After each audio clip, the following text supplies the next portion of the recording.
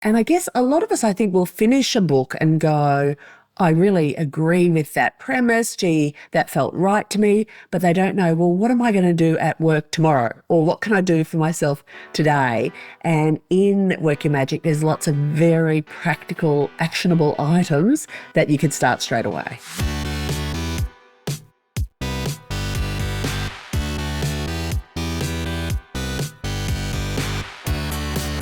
You're listening to The Successful Bookkeeper with your host, Michael Palmer. Listen each week as inspiring guests share their secrets of success to help you increase your confidence, work smarter, and build a business you love. This episode of The Successful Bookkeeper is brought to you by PureBookkeeping.com, the proven system to grow your bookkeeping business.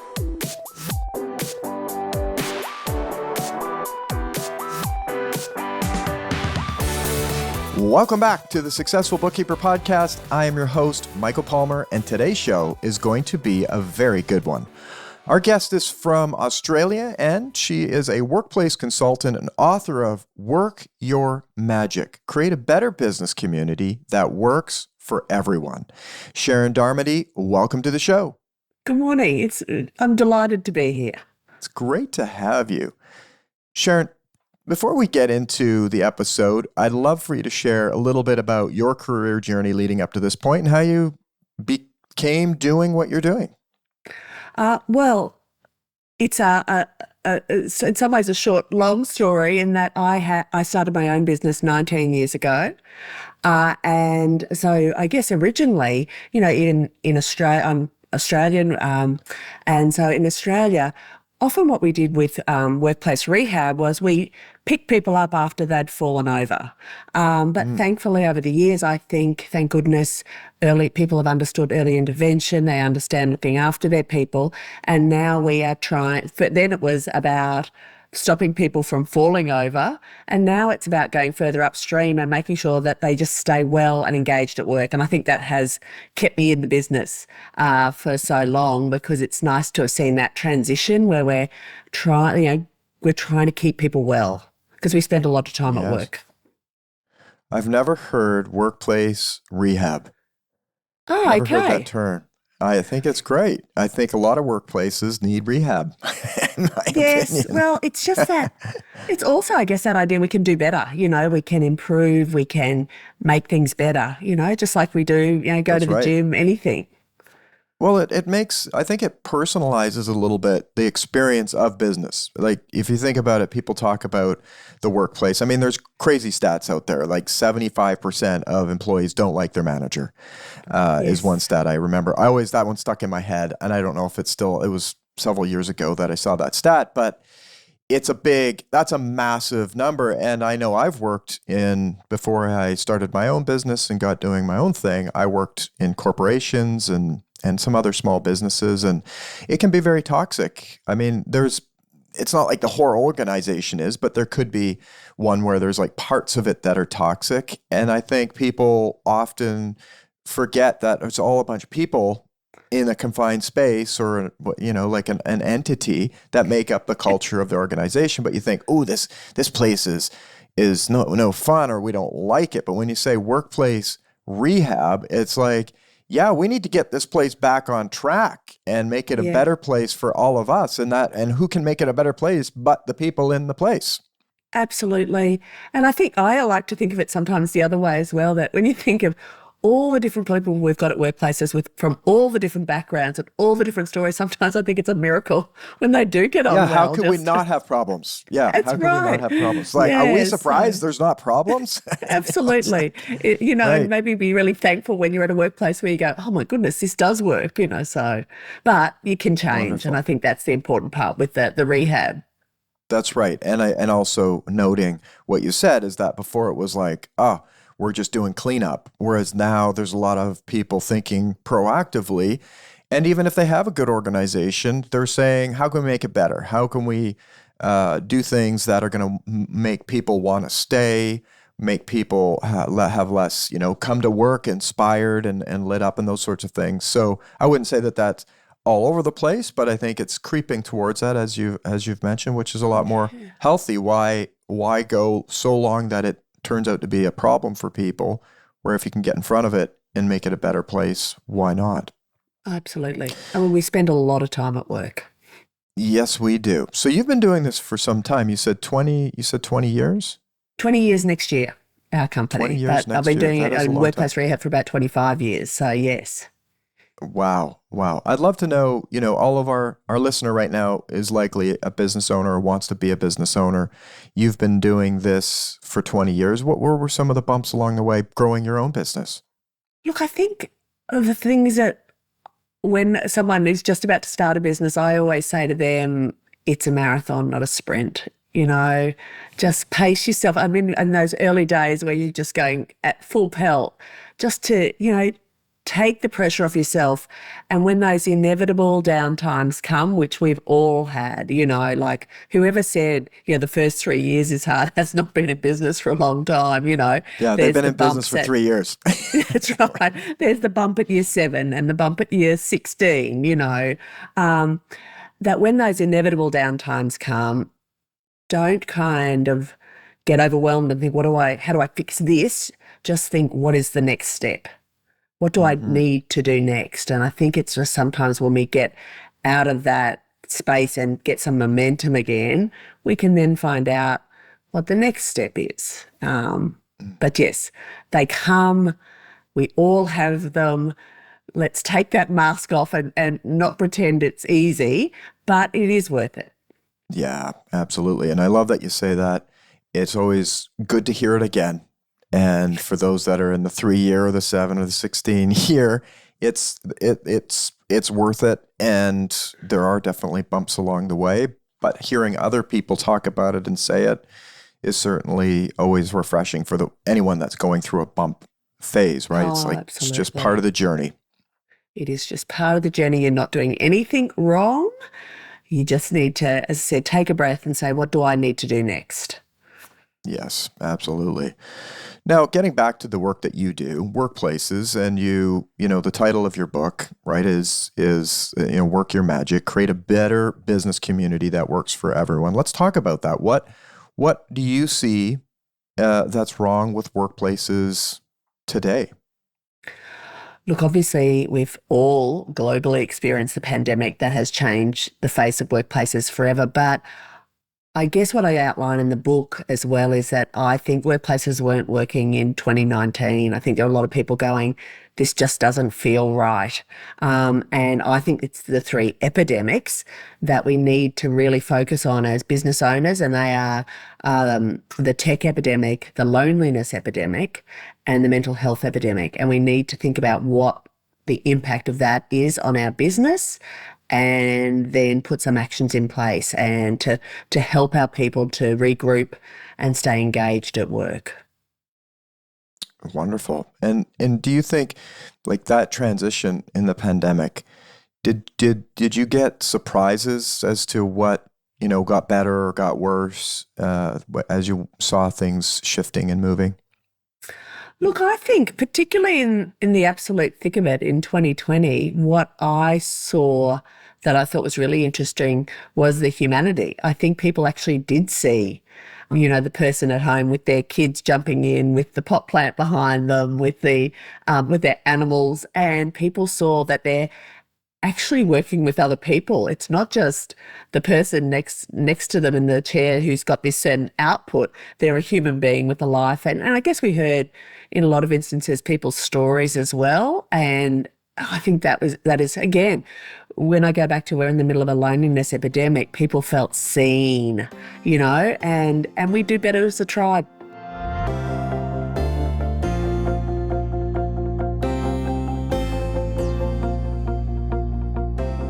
Yeah, absolutely. It is amazing. I just as you were saying that, I felt like the world has changed so much that I've been doing the work from home thing for the last 10 years, well, probably closer to 12 or 13, maybe even 15 years.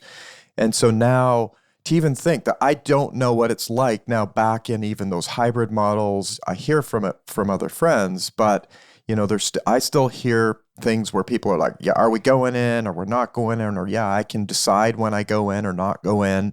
So it's almost, I think many of our listeners would experience the same thing because they may have come from, I mean, many of them still haven't leaped over to having their own businesses, but those that have, they have kind of like a picture of what a business is like with people or a lot of people, but then now they've got their own small businesses and, maybe a small set of staff, and it would be almost isolated from all the things that are happening out there in the world with larger organizations.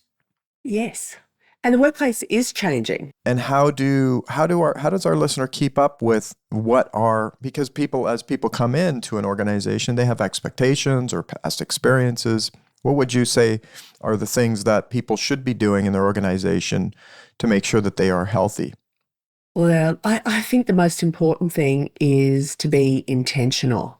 What I see is that a lot of organisations say that work isn't working, and so they make lots of changes. Or it's a real sort of scattergun approach, which, I like the proactivity of it. I like that they're doing something. But I think what you need to do is diagnose what's going wrong first.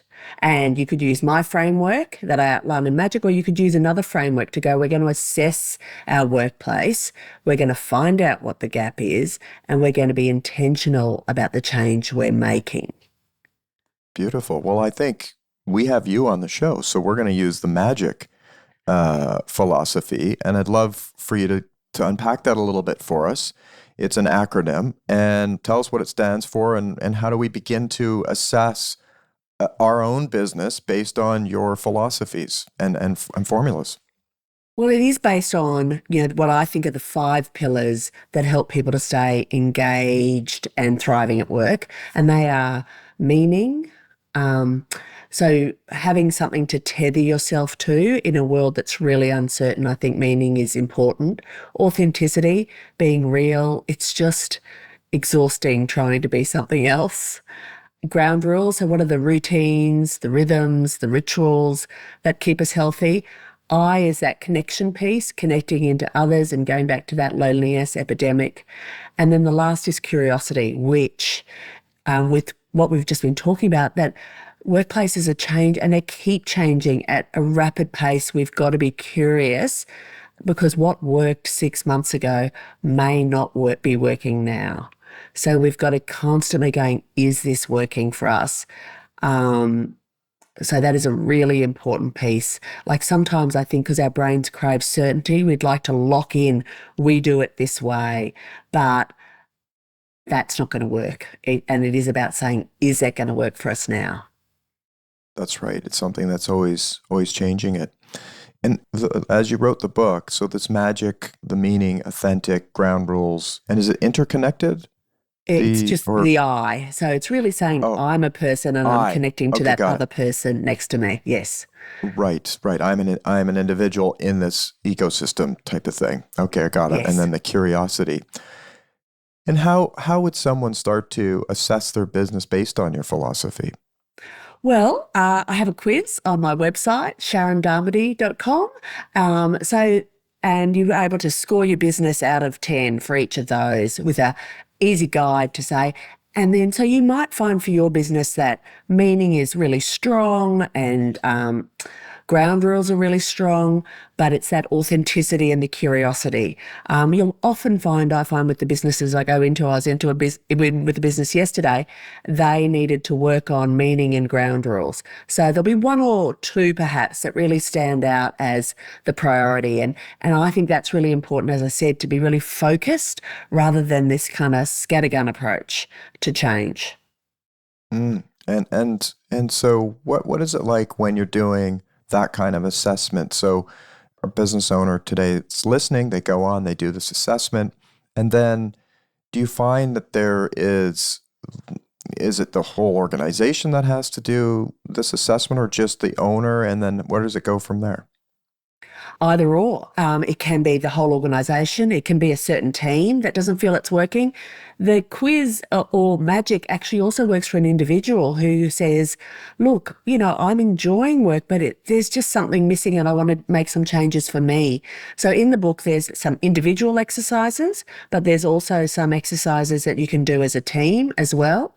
And I guess a lot of us, I think, will finish a book and go, I really agree with that premise. Gee, that felt right to me, but they don't know, well, what am I going to do at work tomorrow? Or what can I do for myself today? And in Work Your Magic, there's lots of very practical, actionable items that you could start straight away.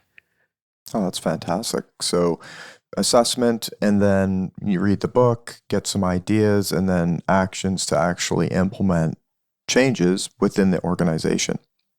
Yep, absolutely. Beautiful. I'd love to hear some more examples of, I always love stories. Like this, for instance, we talked about, you just were with a client yesterday. They have just determined that they've got a couple things wrong. They're going to go and make some changes. What have you seen when people are making those changes? Do you have an example of what's happened when you take a meaning or a ground rule and you make a change? I'd love to hear how it goes really well, but there's also, they don't all, you make changes doesn't mean it's all going to go better. Sometimes it's going to be a bit of a roller coaster till you find the new magic level. Yes, absolutely. Absolutely. And it can feel, I think that's a really good point.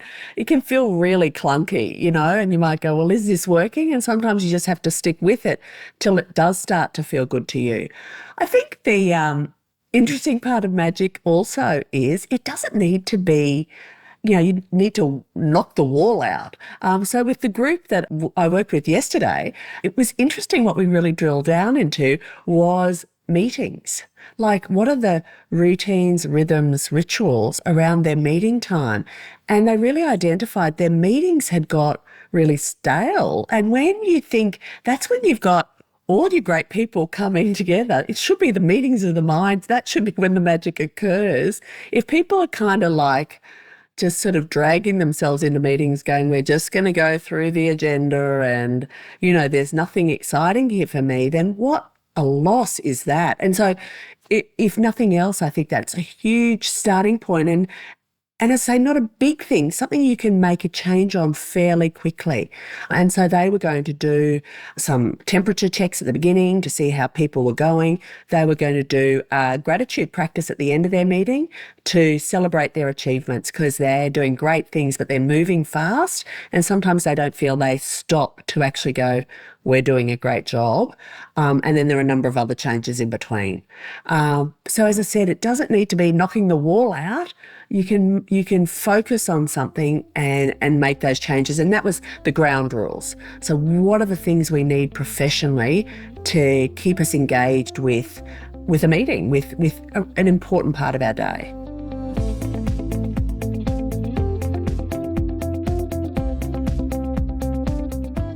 So interesting. I mean, even just having that conversation is an improvement, because it sounds like the team was talking, we've identified these meetings are stale, and now we're going to do something about it. I mean, any relationship that you have where people are talking about what's working and not working and making changes to improve it, improves the experience of the individual of like, well, it might not be great right now, but we're trying to work on it. We're doing things together. And that is great from the culture perspective. If other people coming to work see that, hey, we can contribute, we can improve, it makes it feel like we're connected and a part of it. Yes, absolutely. Yeah. You can see people's faces change when they talk about it, which is nice. Yes, and definitely I think many, in my experience, that was, if I link back to my corporate experience, the number one thing that comes up as being the most awful thing about all of it was meetings. Yes. There were just so many meetings, so much wasted time, and Yes. which creates a lot of stress, because if you don't have time to do the work and you're meeting to talk about the work, and there's another meeting, and at the end of the day, it's like, what did I actually accomplish? There's not a lot that actually in this organization that I was working with, there was not a lot of time to actually get work done. And then it's just almost like you can have one meeting to decide one bit, and then the next meeting or a meeting down the track might be a decision that's going to enter. It's like the blind leading the blind. Absolutely. Yep. I think most people can relate to that. We've all sat in those meetings. We all have, and it affects. It's certainly not magic, that's for sure. No. I think the magic people want is to make them go away, wave their magic wand, and have the meetings go away. But productive meetings and effective meetings are fantastic and they're necessary. Absolutely. And even with this workplace yesterday, they were talking about they're going to alternate their meetings, and one is going to be sort of business as usual, and one's going to be an operational planning where they go, well, what do we need to change? And they're going to do those every 2 weeks. So even that is a really nice shift that they're going. And again, it comes back to that being really intentional. People know what they've signed up for, what they're walking into. Very, very, very good. Love the idea of making small changes, not knocking out the wall, as you say. It's just making subtle changes that can be massive improvements. You've mentioned the new work order. Tell us about that, and why is it important to our listener? Look, I think workplaces again, we keep saying that the face of workplaces have really changed. And I think whether you agree with it or not, I think people do expect more from their workplace than ever before. Because I think I'm going to go back to that loneliness epidemic, and that we like to be connected. And often now, people aren't going to church groups, they don't belong to scout groups, they don't maybe even know their neighbours. But 61% globally do engage with the workplace in some form. And so it is a place where I think people essentially feel that they can connect with people. And so they, as I said, they expect more from workplaces than perhaps they have in the past, where they had all of these other tribes outside the workplace. Interesting. And I like the concept. It's a new work order. People have new expectations. How is that impacting the employers? What do you see with people who have these different expectations now? Are people able to keep up? Are they able to satisfy the new expectations? Look, I think my experience is that there are a lot of good employers doing a lot of exciting, innovative things, and trying to adapt and trying to change to meet that. I think where you get into trouble is where you've got the people this is the way we've always done it. Mm. So I think people are, and I see people go, well, they expect so much, but it's about breaking it down and saying, well, where can we change, and where's the collaboration, or where can we give a little? Mm-hmm. And I think you end up reaping the rewards, because we know from the research then where people are engaged at work, they're healthy. And then it's not a big jump to go, those healthy people are going to be more productive and more efficient and more effective. So this isn't all warm and fuzzy. It makes sense for your bottom line as well. Most definitely. And regarding health and well-being, your take is the workplace role in public health. And that is a unique perspective. Share a little bit more about your thoughts on their own well-being, but it's a public health issue, if you will. Well, again, if we look at the statistics with regard to loneliness in North America, that 1 in 2 people are looking at their being lonely at any one time. And so when I say lonely, it may not be that person who lives alone or doesn't spend a lot of time. You can be surrounded by people but have that deep sense of loneliness, and that is directly related to our health outcomes, our mortality and our morbidity even. So I think we are at a epidemic crisis phase where we go, well, if we're business owners, we actually have to be part of this solution. We have to be part of the solution that helps people to connect. And because it's been, unraveling a little bit, we do have to be proactive and say, well, how can we help our people to connect so our people aren't lonely, because this thing is happening in our communities. And often with that connection piece, I would say the most, it can feel really clunky at the beginning. You go, oh, this doesn't feel authentic even.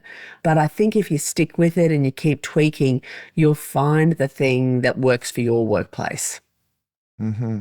Yeah, no, I think it's a great point. I think it gets often overlooked, especially when there's change or people coming and going. It can be overlooked, like who knows who.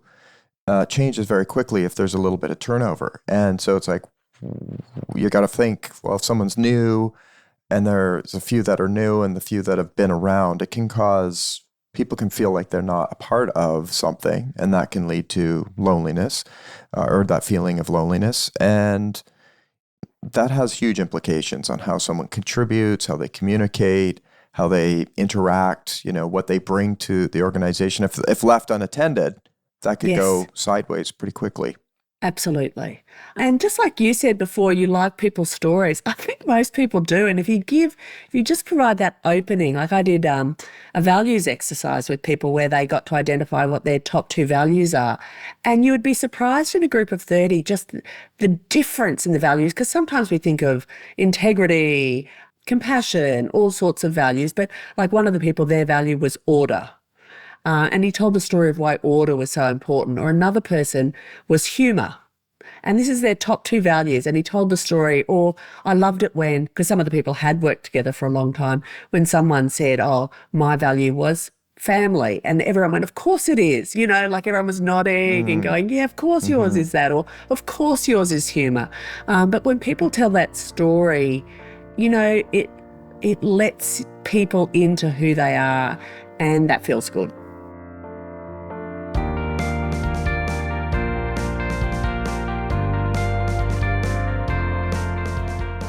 I love that. And, often in a workplace setting, people aren't talking about their own individual values. They're talking about what's our corporate values, what's our organization values, which is important, but it's the people in the organization that if they can connect their own values to the organization values in some way, that's going to be likely more impactful. And what a great exercise to get to know other people by sharing what their own values are.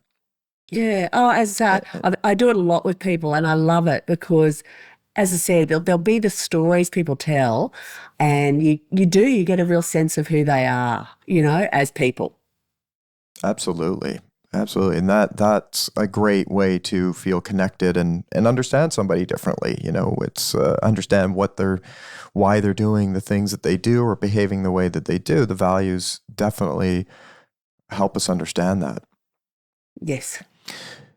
It's interesting, all of this talk, and, maybe jumping back a little bit to remote work and the loneliness. I mean, you could imagine we work in a remote organization ourselves, and you kind of have these little touches of like a Slack huddle or a Zoom meeting. How do you, if you're regionally, you're working remotely and that's just the way that it is, what have you seen for people to bring those people together and have them feel connected when they are, we only have a very small window into the lives of these other people? Yes. Look, I think it is about providing opportunities for people to tell their stories. So whether it is a values exercise, whether it's some other sort of activity that you'll do, like you'll end your meetings with, tell us about, the best holiday you've been on, the best movie you've ever seen, what's your favourite book, all of those where people not only just will say what it is, but they'll also say the why. And I say that's where you get the story and you get that glimpse. But I also think there are some really nice exercises you can do with people. A really nice one that I do with people is practicing our listening. Because I think in this funny, Zoom hybrid world we're living in, there's just that slight delay when we're talking to people, and it can really interact with our how we engage. And so I've got a great listening exercise where you just listen for 2 minutes. You don't jump in, you don't say me too. And so you'd be surprised how long 2 minutes is, and you'd be surprised at how much more you hear and how much sort of additional information you get. And I think we're in this fast world where it's like, what do I need to say next? What do I need to jump in? And, I love that. I love that kind of fast problem solving, don't get me wrong, but sometimes it's nice to remember how to sit back and just be available for another person. That's a very cool exercise. Very cool. And interesting too, because listening on Zoom is different than when we used to listen, say, on a telephone where there was no visual, and we would rely way more on our auditory versus the visual. I know that for myself. When I'm listening on a phone call, very different the way I listen, how I interact. And then if you add like a Zoom like display of 20 different people, it's just the Brady Bunch. I remember maybe dating myself here a bit, but like Brady Bunch, all the windows of all the people, and you're looking up and down, and Zoom moves them all around. It's like, who's talking? and Yes. all that visual information coming in, it's hard to even connect the input of the audio sometimes, for me anyways. I think maybe I have more of a slant to, well, I use them both, but how they interact with each other might be different. And every individual is different. So that's another thing I guess we have to consider is how people feel connected. If we're doing mostly technology, it can be a very different experience than if we had them in the office. Yes. And even to be curious and say, do we always need to have the cameras on, or can we just be on the phone like the old days and really just focus on Right. that sense, that listening? The old conference bridge. Yes. Yeah. So just to figure out what works best for us, like just because we can do this, do we have to do it? Interesting. And that's a love we brought in the sea of curiosity out of Magic. I'd love for you to tell us a little bit about your book and also where our listener can learn more about you. You mentioned a checklist. Let's maybe review the book a little bit and where they can get access to it and the best way to go and get that checklist. Great. So Or there's a assessment, quiz. actually. It was an assessment, a quiz. Yeah, quiz on my website, SharonDarmody.com. I'm also on Instagram. My book is available widely in Northern America from the 17th of October, and in Australia we're in March 2024. So it'll be a busy 6 months. Beautiful. That's fantastic. Well, this has absolutely been a fantastic conversation. What an important one, talking about our organization and the health of the people who work for us and the public in general, which is a powerful context to hold, that we do have an impact on public health in the way we run our organizations and businesses. And we can take that, our listener can take that forward to other businesses because they work with so many business owners out there. Sharon, thank you for being on the podcast today with us. Fantastic. Thanks so much. I've really enjoyed talking to you. Wonderful. And the pleasure has been all of ours. And with that, we wrap another episode of the Successful Bookkeeper podcast. To learn more about today's wonderful guest and to get access to all sorts of valuable free business building resources, you can go to thesuccessfulbookkeeper.com. Until next time, goodbye.